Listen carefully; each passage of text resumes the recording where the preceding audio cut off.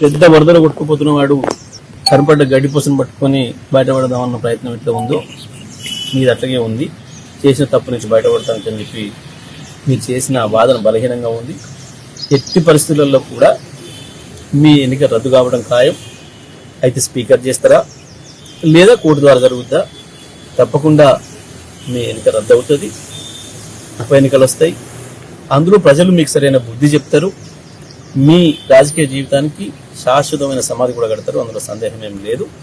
ఎట్టి పరిస్థితుల్లో కూడా మీరు చేసిన తప్పు దొరికిపోయిన ప్రజల ముందట ఇంకా మేము దాచుకుందామనే ప్రయత్నం చేస్తే ఇంకా అబాస్ పాలవుతారు తప్ప ఇంకొకటి ఏం లేదు. రేవంత్ రెడ్డి కాపాడుతాడని మీరు అనుకుంటున్నారు. రేవంత్ రెడ్డితో కాదు, ఎవరితో కూడా కాదు. చట్టం ఆ రకంగా ఉంది. సుప్రీంకోర్టు ఇప్పటికీ ఆదేశాలు ఇచ్చి ఉంది. మీరు 3 నెలల లోపల నిర్ణయం తీసుకుంటారా లేదా మేము తీసుకోవాలని అని చెప్పిన తర్వాతనే ఇవాళ స్పీకర్ గారు 2 నెలలు ఆగి 2.5 నెలలు ఆగి ఇప్పుడు నోటీస్ ఇచ్చినాడు. వాళ్ళకి చివరి క్షణం వరకు ఏదో మనం కూడా చివరి ప్రయత్నం చేస్తాం కదా, వెంటిలేటర్ మీద పెట్టి చివరి క్షణం దాకా బతికించుకుందామన్న ప్రయత్నం ఎంతైతే చేస్తామో ఆ ప్రయత్నంలోనే వీళ్ళు ఉన్నారు. ఇప్పుడు ఆ వెంటిలేటర్ కూడా పోతుంది. మీ ప్రభుత్వాలు రద్దు అవుతాయన్న సందేహం లేదు. ఎవరు కూడా కాపాడలేదు.